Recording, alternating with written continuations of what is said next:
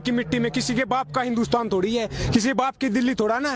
हमारा भी, हमारी वोट लेके बैठे ना, दिल्ली देश की राजधानी हो, हमारे इतने है जितना सरकार का है और किसी का है। मैं आपको बता दूं ये कानून के बारे में थोड़ा सा, मिर्जा गालिब ने कहा था कि जला जो जिस्म दिल भी जला होगा, कुरेदते हो राखिया जुस्तजू क्या है, ये तरीका क्या है। एनुअली 12,500 किसान सुसाइड करते हैं according to national crime record bureau. 1995 से 2015 तक 3 लाख किसानों ने सुसाइड की है। तो ये राख कुरेद रहे हैं, सुसाइड कर चुका है वो कि राख में कुछ ना बचाओ जी मास, ये बेचने जा रहे हैं। मैं कानून के बारे में थोड़ा शॉर्ट में बता दूं। पहला कानून क्या बोलता है, एपीएमसी से बाहर किसान अपनी फसलों को बेच सकता है। इस देश में 85% किसान ऐसे हैं जिसके 5 एकड़ से कम जमीन है, 70% किसान ऐसे हैं जिसके 2 एकड़ से कम जमीन है। बोला कि प्राइस डिस्कवरी होगी, इंटरस्टेट मूवमेंट हो सकता है। आप मुझे बताओ 2 एकड़ वाला अपनी ट्राली भर कर रहना पंजाब यूपी से तमिलनाडु केरला बेचने जाएगा या लंदन अमेरिका बेचने जाएगा? कौन सा लॉजिक है ये, कौन सी रैशनैलिटी है, कितना ट्रांसपोर्ट कॉस्ट होगा उसका? दूसरा कानून कॉन्ट्रैक्ट फार्मिंग के बारे में बोलता है, उसके एक सेक्शन में लिखा है क्वालिटी ग्रेड एंड स्टैंडर्ड। समझ रहे हो बात को? पहले बोला जाएगा कि चावल इतना मोटा होगा, इतना पतला होगा, ऐसा कलर होगा। समझ रहे हो? खुला आसमान है, उसके नीचे फसल पैदा होती है। बाढ़, पानी, सूखा, आंधी, तूफान सब कुछ उसको असर करता है। अब मशीन तोड़ा ना कि मशीन में से निकला बिना डिफेक्ट के निकल आएगी, ये तो वही बात होगी। सरकार बोल रही कि पानी वाला जहाज उड़ेगा, हम बोल रहे हैं सर वो तैरता है, बोला नहीं उड़ेगा, वो उड़ रहा है ना पानी वाला जहाज। ये मर रहे हैं किसान, ये बकवास कर रहे हैं। तीसरा कानून क्या बोलता है कि एसेंशियल कमोडिटी एक्ट 1955 में नेहरू जी ने पास किया था, स्टॉक लिमिट लगाई थी।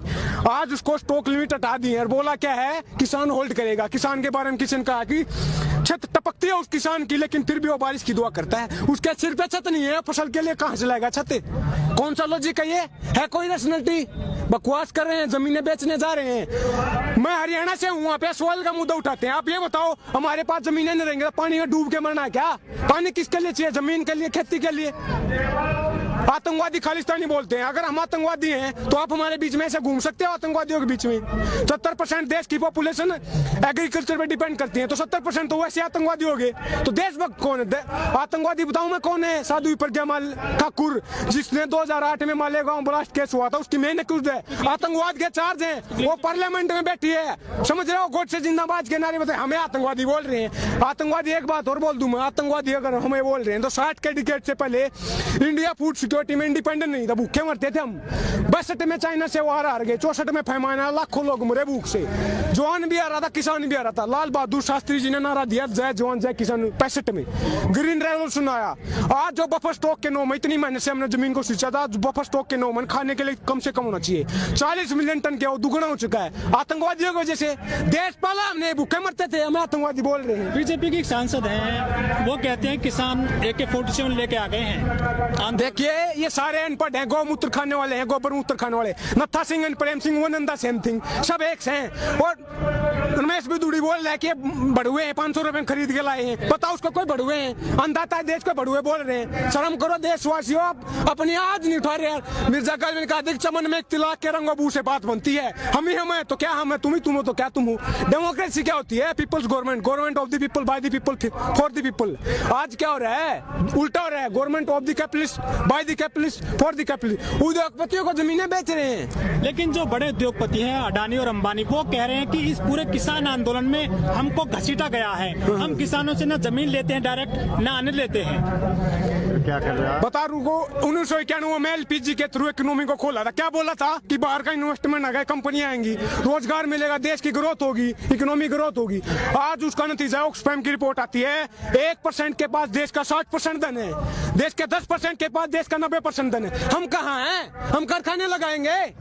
हम PhD करके आते हैं, BTech करके 10,000 की नौकरी देते हैं। 10,000 में ड्रेस नहीं आ रही, कपड़ा नहीं आता 10,000 में। मोदी जी कहते हैं पिंचर लगाने वाला भी रोजगार कर रहा है। क्या लगाने वाला? पिंचर जो लगाते हैं, पकौड़े चलो। हाँ, आत्मनिर्भर बना रहे ना, फिर ताली ताली बजवा रहे हैं। एक ही थाली के बैंगन है, बकवास कर रहे हैं। पार्लियामेंट में 43% क्रिमिनल बैठे हैं। ADR की रिपोर्ट बताती है, एसोसिएशन फॉर डेमोक्रेटिक रिफॉर्म।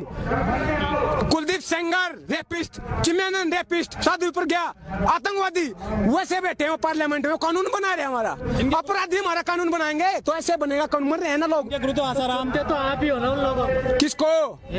तो पे चुन लिया उस टाइम पे, पता थोड़ा ना था भाई क्या ये ऐसा करेंगे। दूसरी बात, चुनने वाली बात आपको गलत लगेगा, लेकिन हमारे देश में एजुकेशन इतनी ज्यादा है कि जैसे इलेक्शन आएगा कोई कोई हिंदू बन जाएगा, कोई मुसलमान बन जाएगा, कोई ब्राह्मण बन जाएगा, कोई जाट, कोई गुर्जर, कोई दलित। ये जाति पाति के आधार पे वोट देते हैं। शर्म करो आप, शर्म की बात है ये, एजुकेशन नहीं है। इलेक्शन आएगा तब भी इनके साथ मिलेंगे। भगत हैं चिंटू पप्पू पिट्ठू बन के बैठे भाई साहब, ये समझने की बात है। डेमोक्रेसी क्या होती है? डायलॉग, डिबेट एंड डिसेंट, एसएमटी ही डेमोक्रेसी है। यूज करो उसका।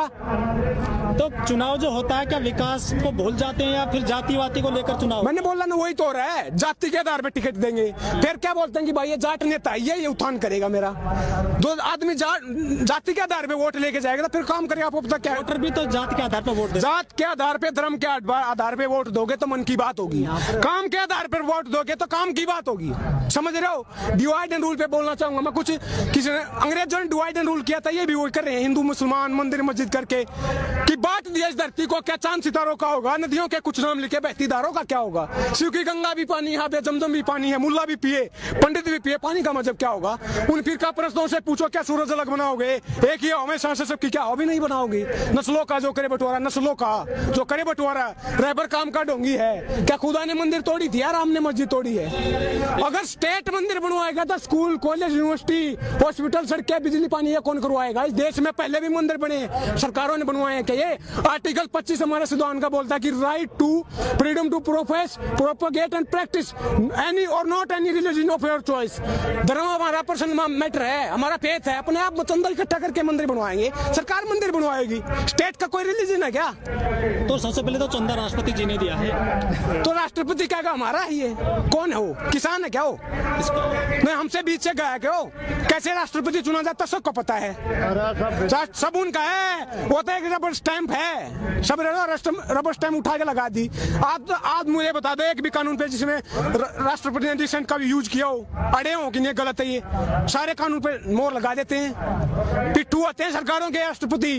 देश का पहला नागरिक, गलत बोल रहा हूँ लेकिन पिट्ठू है भाई, पिट्ठू है। तो क्या आपको लग रहा है जनता को भी सुधरना चाहिए था? सुधरेगी कैसे? मेजी रेस्टोरेशन आया था 1860 के दशक में जापान में। छोटा सा देश है, खेती के लिए जमीन नहीं है, टापुओं का देश, आइलैंड पे बसा हुआ है। मेजी रेस्टोरेशन आया था, उससे इंडस्ट्रियलाइजेशन हुआ। देश को इतना पढ़ाई लिखाई, ह्यूमन डेवलपमेंट, एजुकेशन, हेल्थ पे इतना खर्चा किया कि छोटा सा देश है। ये जितने है ना दादागिरी के घूम रहे हैं, वर्ल्ड पावर बन के, घुमा के मारा था, घुमा के भगा। यूएस को पीटा, पर्ल हार्बर पे अटैक किया, चाइना को हराया, रशिया को हराया, सारे देशों को घुमागा। छोटा सा देश है। ऐसे ही आज इजराइल पूरे मुस्लिम राष्ट्र, 60 मुस्लिम देश हैं, भगा के मारता है। ये लड़ाई की बात नहीं है, रिवेंज की बात नहीं है, रिफॉर्म की बात है, ये रिवॉल्यूशनरी थिंकिंग की बात है, क्रांतिकारी की बात है। भगत सिंह ने जो वो फांसी हो रही थी ना, उनके वकील ने आके पूछा था आप देश को क्या संदेश देना चाहोगे? उन्होंने कहा था कि साम्राज्यवाद मुर्दाबाद, इनकलाब जिंदाबाद। आज मैं बोल रहा हूँ कि पूंजीवाद मुर्दाबाद, इनकलाब जिंदाबाद। मैं क्या बोल रहा हूँ? आप काम की बात कर लो यार, मन की बात क्यों करते हो? काम की बात क्यों नहीं करते? खेती किसानी की बात क्यों नहीं करते? रोजी रोटी, कपड़ा, मकान, शिक्षा, स्वास्थ्य, बिजली, पानी, सड़कें, इसकी बात क्यों नहीं करते? आप खामी बता रहे हैं सरकार के, लेकिन जो रामदेव जी वो कहते हैं कि मोदी जी के अलावा कोई दूसरा विकल्प नहीं है देश में। अरे सलवारी बाबा, लाला बाबा, क्या बात कर रहे हो? जो सलवार सूट पहन के भाग गया वो हमारी बात करेगा? अरे बिजनेसमैन है। आप मुझे बताओ, आप मुझे बताओ, योगा करवाते हैं किस लिए? शरीर स्वस्थ होगा, फिर दवाई बनाते हैं। जब हम स्वस्थ होते हैं दवाई की क्या जरूरत है? इस गेम को समझे आप। सबसे ज्यादा वो उसी का विकास हुआ है इस सरकार में। हम तो मर रहे हैं, मैंने बोला ना, 12,500 एनुअली सुसाइड कर रहे हैं भाई साहब। वो कहते हैं किसानों ने कानून नहीं पढ़ा और किसान ना समझे, रामदेव बोलते हैं। आके समझा देना, वो कौन सा चश्मा लगाते हैं? रुको बाबा, मैं अगर आप समझाओ ना, मैं आके कौन सा चश्मा लगाते हैं, हमें भी दे दो चश्मा जिसमें कौन लाइन दिखती हो भले की। ये कानून जहर है, जहर।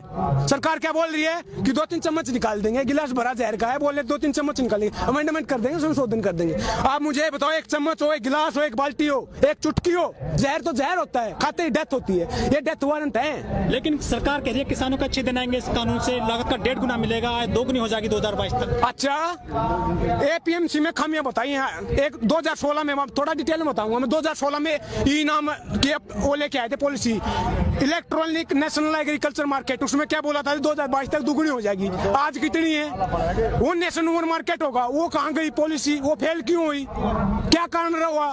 दूसरी बात, एपीएमसी अगर ट्रेड को डिस्पोर्ट करती है तो फिर केवल 6% किसानों को एमएसपी मिलता है, तो 94% तो वैसे आजाद हैं, उनका उत्थान क्यों नहीं हुआ? मैं बता दूं आपको, 2-4 डॉक्टर हैं, जैसे डॉक्टर दवाई देता है ना, हम खाते हैं, उस डॉक्टर का नाम है WTO, वर्ल्ड बैंक और IMF, जो वो लिख के देते हैं वही लगा चेप देते हैं, अपना तो दिमाग यूज नहीं कर रहे, गोबर मूत्र खा रहे हैं साले, समझ रहे हो? USA में एक किसान को 45 लाख रुपए सब्सिडी दी जाती है, लेकिन वो लोग कहते हैं कि मोदी जी का डंका बज रहा पूरे वर्ल्ड में। बज रहा है, अपने देश में तो बजाओ पहले, डंका किस चीज का बजता है? 19 करोड़ लोग भूखे सो रहे हैं, ग्लोबल हंगर इंडेक्स की रिपोर्ट आती है, 94वें नंबर पर है इंडिया, पाकिस्तान, बांग्लादेश और अफगानिस्तान से पीछे, आतंकवादी देशों से पीछे। ये डंका है क्या? कह तो रहे हैं कि हमने जो आसपास के देश अभी भी जीत रहे हैं वो। कहाँ? कल सर्वे आया, उसमें भी अभी भी उनकी फैन फॉलोइंग बढ़। अरे सर्वे कहाँ आया है? ये बता दो, गोदी मीडिया में आया है? इंडिया टुडे ने बता दो कहाँ पे आया है? इंडिया टुडे ने कहा है कि सबसे अच्छे मुख्यमंत्री योगी जी हैं। प्रधानमंत्री जी नहीं, फिर वही तो बोल रहा हूँ मैं, बताया किसने है? इंडिया टुडे किसका? किसान का है क्या? हमारी बात करता है क्या? वो पिट्ठू बन के बैठे हैं, चिंटू है, चाटुकार है, वो पत्रकार नहीं है। सरकार की बात करते हैं, हमारी एक बंडल पे बिक जाते हैं यार, 2 रुपए की कौड़ी की औकात नहीं है, हमारी बात करेंगे वो। क्या लग रहा है? बात सुन के तो वोट देती है जनता। किसकी बात करेंगे? आप मुझे बताओ, डेमोक्रेसी के 3 स्तंभ होते हैं, 4 होते हैं, एग्जीक्यूटिव, लेजिस्लेटिव और जुडिशरी, चौथा होता है मीडिया। अब मोदी जी के बारे में मैं कैसे जानता हूँ, आप कैसे जानते हो?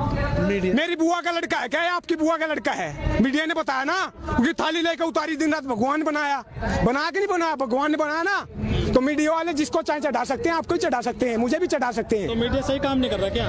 काम की बात होनी चाहिए। मीडिया कहाँ काम कर रही है? मीडिया के बारे में कहा था कि वो बारी बारी से कर रहे हैं ना विकास, कि देश चलता नहीं मचलता है, मुद्दा हल नहीं होता उछलता है, जंग मैदान पे नहीं मीडिया पे जारी है, आज मेरी तो कल तेरी बारी है, यही तो हो रहा है। चुन चुन के हमारे एक छज्जा टूट जाता है, उनको चुनने हो जाते हैं यार, और किसानों के पीपली में हाथ टूट गया, उसके लिए कोई एक आवाज नहीं उनके पास। अच्छा, आखिरी सवाल आपसे, अमिताभ बच्चन है, बॉलीवुड कलाकार हैं, वो किसान चैनल है जो उसके ब्रांड एम्बेसडर रहे हैं, लेकिन उन्होंने ट्वीट नहीं किया किसानों के लिए पूरे आंदोलन में। अरे ऐसे लोगों के में जो नवरत्न तेल बेचते हैं, तेल उसी ऐसे लोगों के में आज से ये भी नहीं, हम अपनी आवाज उठाना जानते हैं। सपना चौधरी है, हाँ। वो भी काफी फेमस है, किसान के लड़के, किसान भी काफी डांस करते हैं उनके लेकर के, लेकिन वो भी ट्वीट नहीं कर रही है। वो किसके साथ है? बीजेपी के साथ है, उसकी पार्टी में जुड़ी हुई है, इलेक्शन में खड़ी हुई थी, नहीं खड़ी हुई थी उनके साथ, सबको पता है। वीरेंद्र सहवाग भी नहीं कर रहे हैं कोई ट्वीट। भाई मैं अब पूरे देश का चिट्ठा तो लेके बैठा नहीं, कौन क्या करा, कौन किस टाइम पे मूत क्या। काफी ट्वीट करते हैं ना वो तो। मैं रिपब्लिक भारत वाला तो हूँ नहीं कि क्या कुछ टाइम पे छींक मारी, वो वही लेके घूमते ना, रिया ने छींक मारी, ब्रेकिंग न्यूज जोर से मारी,